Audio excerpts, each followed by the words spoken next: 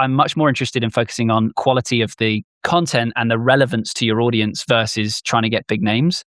And when that's the case, the process of getting guests becomes much easier because generally these people don't necessarily have to be super high profile.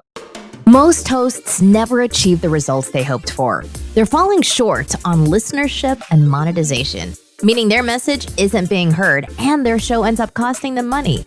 This podcast was created to help you grow your listenership and make money while you're at it. Get ready to take notes. Here's your host, Adam Adams.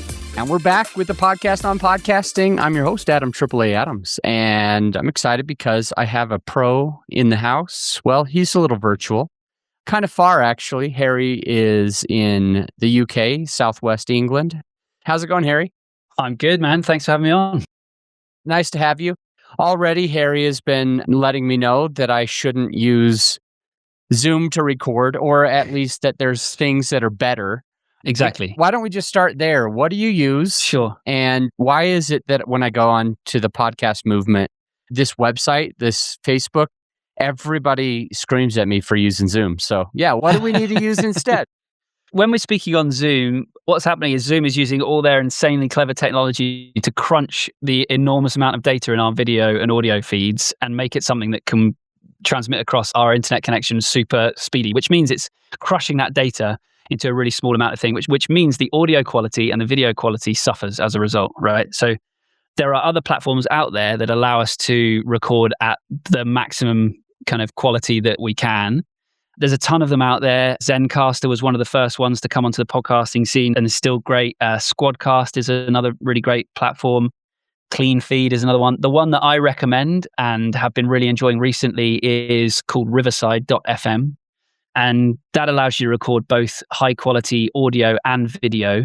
And basically what it's doing, instead of doing that data crunch that I talked about, it's recording your audio and video at source and then uploading it to the cloud afterwards rather than compressing it in real time, if that makes sense. It just results in a much higher quality recording and all your listeners will thank you for it. Nice. So Harry gave us 4 different companies: Zencastr, Squadcast, Clean Feed, and then the 4th one was Riverside.fm. And It sounds like out of all 4 of them, I know you use Riverside and you even have, you like them so much, you got an affiliate link with them. But Sure. The question that I guess I have is it better than those other 3? I know that all 4 are better than Zoom, but is it better than Sure. the other 3? Well, as far as I'm aware, the audio quality is more or less identical across all 3. So it's just a preference on which platform you prefer to use. One of the benefits of Riverside is they've got the high quality video as well as audio. I believe Zencastr and Squadcast are working on that feature and about to ship it, I believe. Zencastr, I think, have that feature. Riverside definitely have that feature and it's live right now. So if there's a video element to your show, as we are chatting right now, then, Riverside, I think, is a good way to go. But that, you can't lose. They're all good platforms, really. Okay, so as far as using that software when you're recording, a lot of what I do is all virtual interviews. So I sit in my office, in my little studio that I built in Colorado, and I jump on with people all over the world like you from the UK. And what I've noticed with Zoom is usually about 8 out of 10, 9 out of 10 people know a lot about Zoom. They're comfortable with Zoom. And so they can jump on like it's no big deal. It's probably already downloaded on their computer and all that. Mm-hmm. So I guess the big question is, if I was going to be moving to another platform that they hadn't really heard of yet, like Riverside.fm, I think this is the first that I've heard of it. If I was going to be moving to a platform like that, would my guests know what it was? Would they be stressed or frustrated or slow to get on or mad that they have to download something new? No, basically it's all browser based. So they don't have to download an app. It's not like a Zoom where you download the Zoom app and use that to connect. It's literally in the browser. The only issue is with most of these apps, certainly for Riverside, you do have to be using Chrome for it to work well. We have had it work on other browsers, but it can sometimes have issues. So you want to make sure that your guest is using Chrome. But provided they're doing that, it's seamless. You have a link, the user clicks, the interviewee, the guest clicks the link, it opens right up in their browser and then they're good to go. It's really, really straightforward. So, even on this interview, I don't think you heard it, but there's been maybe 2 or 3 times so far that you've kind of cut out. Like I can tell that your Zoom is on Wi-Fi, and it's like all of a sudden I get that weird sound for a second, like it's having Yep. an issue. Mhm. Are you saying that that doesn't happen with Riverside.fm because you record straight to your computer? It Correct. gets clean audio, and then after it uploads to the cloud?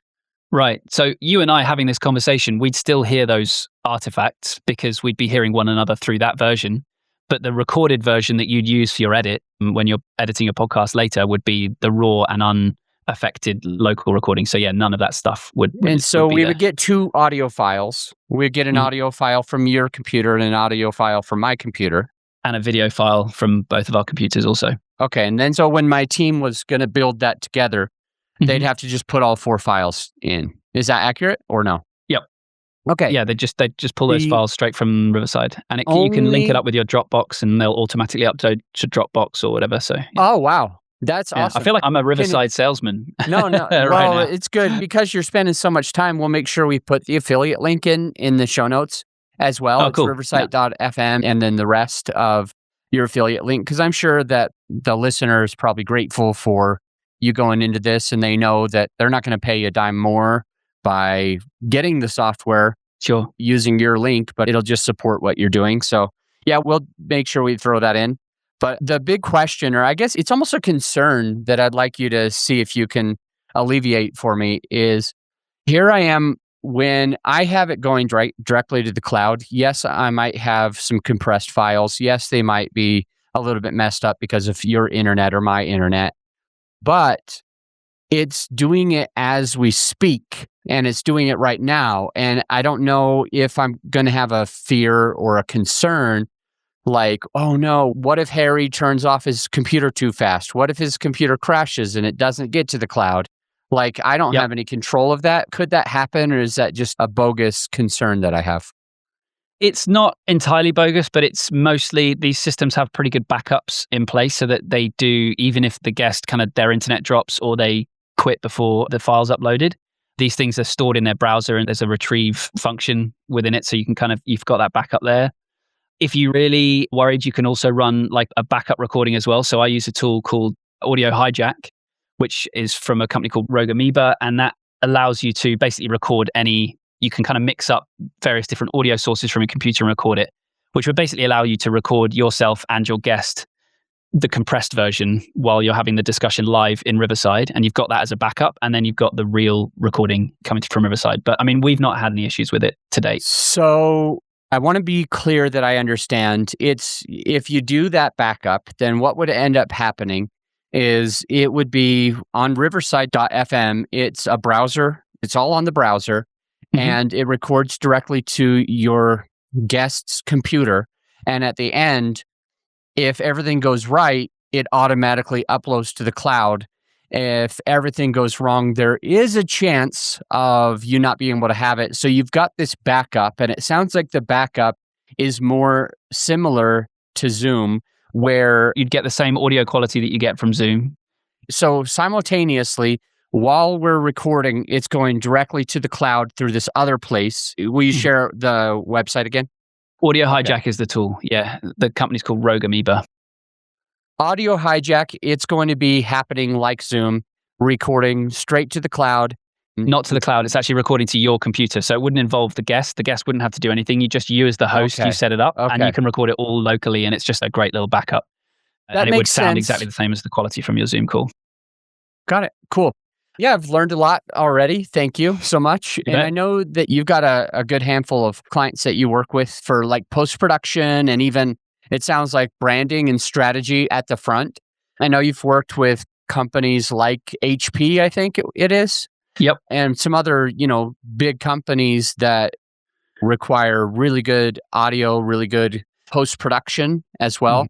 Could you share with us what I'm going to do is I'm going to probably ask you a couple of questions on the front end, a couple of questions in the middle, and a couple of questions on the back end Sure. of the process.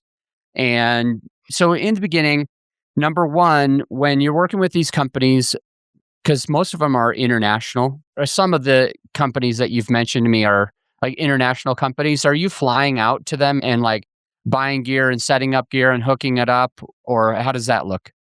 Well, certainly not these days, not in COVID times. But no, generally, we've been remote since the beginning when it was literally just me in my home office here. And I've kind of built a fully remote team around me. So a lot of us are actually based here in the UK, but we also have team members out in the US and Canada, Asia, in Europe as well. So we're fully spread out and our client base is equally spread out. I think about probably 80% of our clients are in America, but we don't spend time going on location too. Sometimes I have done that here in the UK when it's literally like a drive away for me. But for the most part, we get everyone set up virtually and that's been working really well for us. So we just have because we've done it so many times, we know exactly what gear to recommend. We know how to coach them online on how to get it set up and what plug goes in which socket and how to make sure that your environment sounds good. Like yourself there, you've got all your beautiful kind of sound absorption stuff going on. And not all of our clients get to use stuff like that, but we can help them kind of make sure that their room sounds not too reverberant and echoey and all that kind of stuff. So no, we do it all totally virtually and it's been working out pretty well. So what goes into, the first meeting or two with you kind of trying to get that branding put together for them, get the vision put together, get all the processes? What are some of the big key points that you're doing with your clients? The process is quite simple. We start with a kickoff call, which is really the beginning of the whole strategy. And at that stage, my team is trying to grab as much information as we can get from the client to allow us to go away and do our strategy and planning work. And really, very simply comes down to two main questions that we're most interested in answering when we're trying to develop a new show. The first one is, why do you have this podcast? What are your goals? Like, what does success look like? And the second question is, who's the ideal listener? I always like to ask, if you could only have 100 people listen to this show, who would they be? The reason those questions are important is that the kind of show that you make, it's very easy. I suppose I should explain why those questions are the ones we ask. We should look at the alternative. I think a lot of times people come to us and they say, Harry, I've got this amazing idea for a podcast. We're going to interview, founders of, cryptocurrency startups, and we're going to push this out and it's going to kind of grow our audience and it's going to be fantastic. Can you help us produce it and how are we going to find an audience? Well, that's fine. And we can do that. But the problem is you're approaching it from the wrong angle. If you say, I've got this idea and now I've got to find people to listen to it, it's much better to say, who are the people you're seeking to serve? Why are you seeking to serve them? And how can we make a show that they actually need and want in their lives? So that's a much more healthy approach. So what we then want to do is try to figure out who that audience is. Like, are they super senior C-suite folks that are really busy and maybe actually a 15-minute, like a super short form show is going to be much more impactful for them because they've got limited time and they just want like really great info. Or maybe, they might be totally different group who just love Joe Rogan and actually the ideal show for them is like a 2-hour chat-a-thon. Do you know what I mean? And so we don't want to just kind of assume and make cookie cutter shows. We want to go, okay, cool. What kind of show does your audience need? And how do we make sure that delivers for you? Because again, I should say, we're not just producing podcasts for anybody. We produce podcasts for brands specifically. We're really interested in working with businesses to help them start podcasts. So it's really important to kind of be making it for a reason. And so that's what we try to do. So that's where we start in the kickoff process, is understanding those things, and that all of that information and those ideas that we generate there lead into what does the show look like, sound like, what's the artwork, what music do we use, all these kinds of things. So I'm thinking of like 8 steps, like the brand being maybe the first step and the brand being part of this kickoff call where you're figuring out like, why are you even having this show and who does it serve? And, just coming up with that brand. And then number 2 would be the equipment that you need. Number 3 would probably be the guests that you need to have on the show if they have guests or if they're going to be doing it on their own. 4 would be the recording, like how the recording process, what to use. And we've kind of talked a little bit about that a little bit. The next would be post-production, then the show notes, then the publishing, then the marketing, whether it's paid or organic. So I want to jump in. So we've talked a little bit about the brand and what you got to be thinking about. You mentioned that you work for several clients and you've pretty much got it nailed down for the equipment that they're going to need. Can you recommend to us some mics and lighting or soundproofing or something that you use a lot with your clients, kind of like most of your clients end up using that? Yeah, so the kind of catch-all recommendation is a microphone called an ATR 2100. It's a USB microphone, plugs straight into your computer, super easy to use and set up. Is that one $100? I'm trying to remember. Is that like a $100? Yeah, I believe it's under $100. Yeah, they're not pricey. So that's the microphone that we recommend. In terms of treatment in the room, it really comes down to just a discussion with the client, like where are they going to record? Are they going to be recording this in the office? Are they going to be recording it at home? I'm a big fan of recording in your spare bedroom or a closet, if that's kind of a possible thing. We actually don't do really any video with our clients. It's something that we're beginning to offer in some cases, but really we're focused pretty heavily on audio podcasting. And so it doesn't really matter what environment they're in. They could just literally be in their closet. And that's incredible podcasts out there that are literally, especially through lockdown, have been produced out of closets rather than recording studios. And by that same token, we're not recommending lighting or cameras or anything like that. That's not kind of something that we get involved in typically. Okay, so as far as the ATR 2100, and I know Audio-Technica makes a few mics, and I think that Rode has a pod mic as well. That's, I think, pretty similar. But my big question about the one that you suggested is because I looked it up while we were talking, and I have seen it before, and it doesn't have really much of a filter on it, and it doesn't have a pop filter either. Are those going to be important for a new podcaster to invest in having, like, putting some type of foam over top of the mic or having a pop filter in front of the mic? And the second question, based on that mic that you recommended, how close do we need to be to our microphone? Do we need to be 4 inches away, 2 inches away, 6, 10, 12, 14 inches away? I know a lot of people that take a mic like that and they get one of those, less expensive microphone stands that sit on their desk. And I personally have a problem with the mic stands on the desk because I don't think that everybody realizes how much of the tapping of the desk comes through right to the mic. So if you want to make that mic sing, what are the 3 things you need to do for it? So yeah, you're right. A pop filter is really important. If you don't have a pop filter, you'll get a lot of the kind of the bursts of air when you do your P's and B's. So that's really important, and they're literally a couple of bucks. Proximity to the mic is a really, really important thing. You want to be kind of a fist's distance away from your microphone, kind of 6-ish inches, because the further away you are from the mic, the more of the room you'll start to pick up and the more kind of echo and reverberation you'll hear. Whereas if you're up close, you'll get that nice, smooth NPR sound. So that's what we want to try and shoot for. Well, I think that's it. I think those are the most important things. I think a boom arm like I've got here, so you can see that my microphone's kind of floating in midair here, as is yours, because it's attached to an arm. If you do that versus having a stand on your desk, like you say, you don't pick up the vibrations. Like if you move around a lot like I do, then it's going to pick up all of that. So this is much more kind of forgiving. So which boom arm should we get? I've seen a few good ones online. And I think I ordered, you'd start telling me. And the honest answer is I don't know. Like a boom arm is a boom arm as far as I'm concerned. Okay. I have I want to say it's a Rode one, but I literally don't know. Yeah, it's a Rode. Okay. I've heard really good things about the Rode, honestly. Yeah, I prefer the ones without the big see, I can see on yours the kind of external springs, and that leaves stuff to get caught on, and you can kind of, if you tap them, then they kind of jangle around and stuff like that. Yeah. So I like the ones with like hidden internal stuff, but I mean, it doesn't matter. So long as it's holding your mic up, like it's good. So I got the Gator 3000s coming. And awesome. A lot of people like it. Some people don't, but I think I was really interested in that Rode boom arm. So I think there's a lot of people that really like it. I just found whatever was on Amazon this time. So right. Yeah. Thank you. All right. So those are 3 big takeaways that can make that mic sound better. Let's jump through the rest of these pretty fast, but I'd like to be able to hit on a few of them.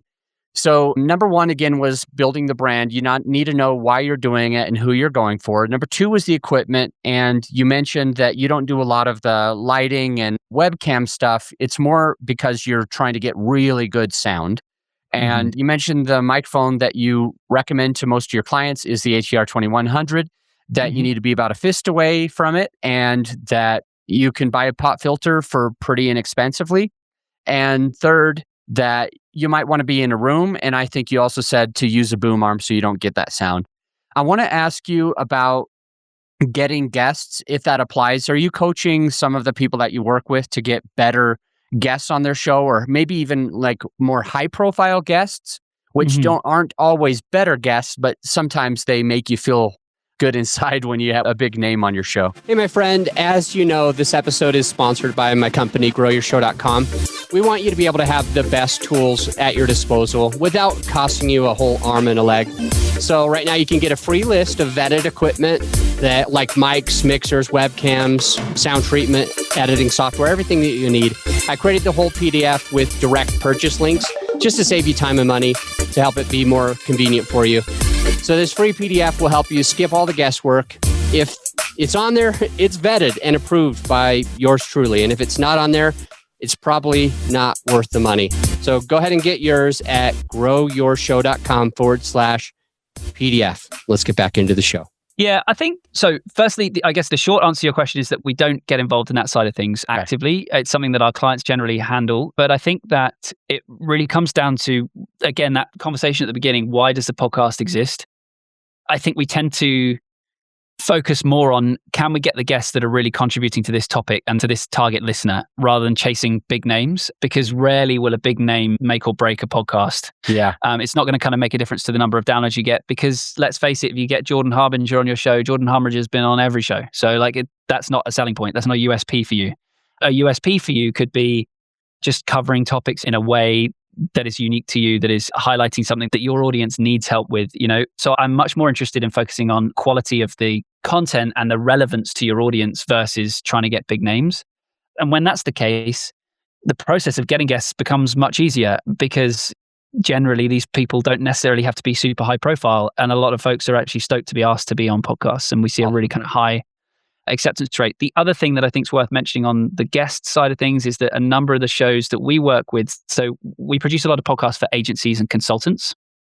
And in these groups, a lot of times the real value to them is using podcasting as a business development tool. So it's like an account-based marketing tool. And so what they'll do is, instead of saying, hey, I want to grow like this big audience of people that will hopefully one day be my clients, they say, no, what we want is for this podcast to be the means by which we reach out to folks we want to work with. So we're going to target our top 20 accounts this year, and we're going to say, hey, will you come be on our podcast? We respect and value your story, your opinion. We'd love to share that with the audience. They come on the show. You have this wonderful, you've started that relationship. You've led it with value. You've not said, hey, can I buy you a coffee? Or, hey, can I pitch you my services? You've said, hey, do you want to come speak to my audience? And that's been a super effective. So we have one client that we work with who started his podcast not so long ago. The people that he's had on his show, just one, like a handful of the folks that he's interviewed has resulted in enough business to fund the podcast for another 2 years. So for him, it's like the podcast is suddenly a complete no-brainer, and the ROI is incredible. And so, of course, he's building an audience, and of course, he's getting that value in terms of the reason all of us want a podcast is to have listeners to listen to our show and hopefully follow what we're doing. But you're getting value on the front end by having these folks on your show. And again, the kind of target clients that you want to work with, generally speaking, are going to be folks that probably aren't Jordan Harbinger or Seth Godin or Tim Ferriss. They're probably going to be the CEO of some firm that you might not have heard of, but they're really high value to your business. And so the acceptance rate, again, of people kind of coming on your show is really high. So that's some of the things I would think about with guests. Perfect. Well, that's step 1 through 3. And we've already talked a lot about step 4, so I don't want to beat that dead horse. Step 4 was recording and, how to record. And you gave us tons of really good tips for that. So what we'll do is we'll just take a quick break for our sponsor. Hey, my friend, as you know, this episode is sponsored by my company, growyourshow.com. We want you to be able to have the best tools at your disposal without costing you a whole arm and a leg. So right now you can get a free list of vetted equipment that like mics, mixers, webcams, sound treatment, editing software, everything that you need.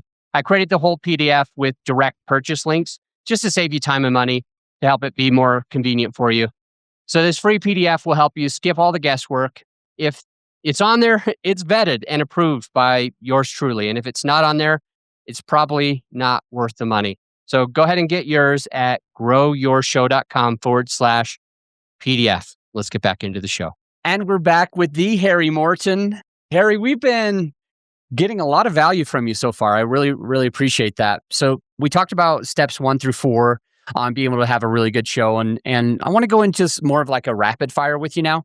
Number 5, step 5 is the post-production, talking about the pops, the peas that are popping. We're talking about post-production.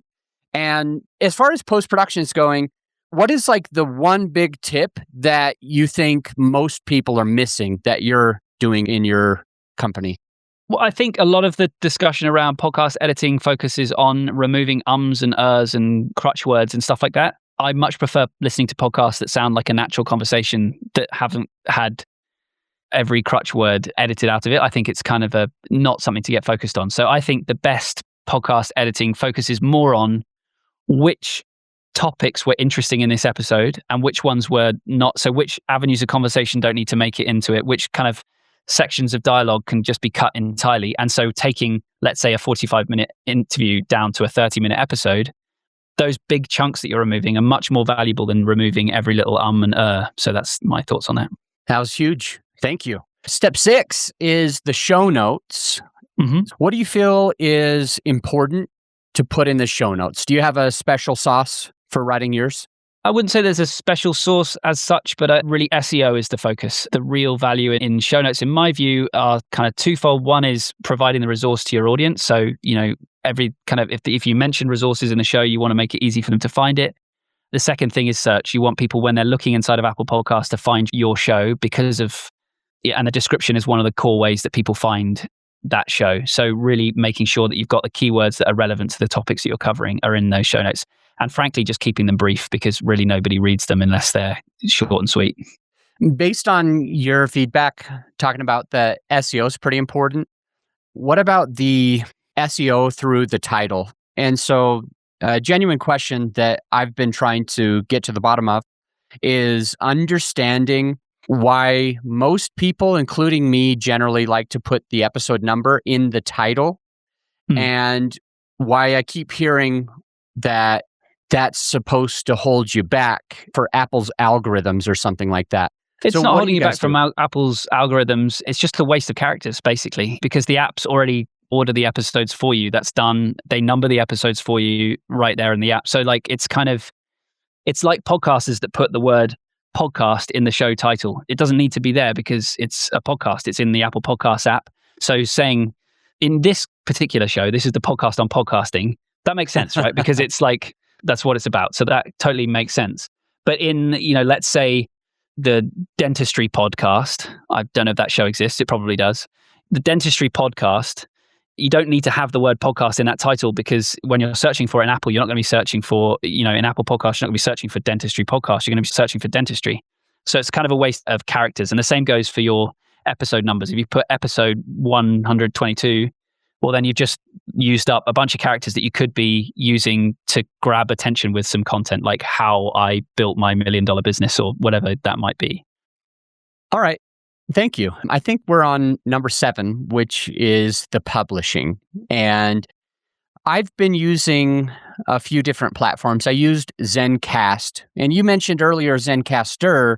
I'm not sure if they're like related or affiliated, but anyway, I used Zencast at the beginning and it was pretty good for a while. It had good stats and everything like that. But all of my friends were using something called Libsyn. So I ended up switching. By the way, when I switched from Zencast to Libsyn, I had 400,000 plus downloads and I went back down to 0. So as soon as I moved platforms, it doesn't show me. And I'm egotistical, of course, and I want to see those big numbers. And it would be at like 600 plus thousand now, but it's only showing me 200. And I hate that. It makes me sad. But additionally, what makes me sad sometimes is that people have told me that Libsyn's not as good as Buzzsprout or Libsyn's not as good as this other platform. For you, when you're suggesting one of these hosting platforms that are out there, for you to launch the show onto, put the show notes in and everything, and then it syndicates out to like all these other platforms like Apple and iHeartRadio and Stitcher and everything else. Based on your experience working with the clients that you've worked on and being in the industry as long as you have, what do you feel are, the top 1, 2, or 3 hosting platforms? I guess the first important thing to mention is from the listener's perspective, it makes no difference. Like the listener doesn't care where it's hosted. And so it doesn't actually make a huge amount of difference. Obviously each host has the set of features that they have, and so really it comes down to personal preference to you as the podcaster. The service we recommend is called transistor.fm.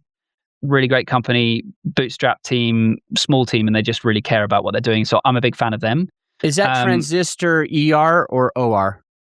OR, I believe. I'll search for it. Perfect. So they're really great, but really it comes down to the kind of back end experience. There are some platforms like, for example, Megaphone and Pippa, although I don't know if Pippa still exists, that have additional features. In fact, Buzzsprout now has this dynamic content insertion. So if, for example, you have sponsors and you want to be able to dynamically change the sponsor read. So for example, you could say, hey, we're just going to take a break for our sponsor.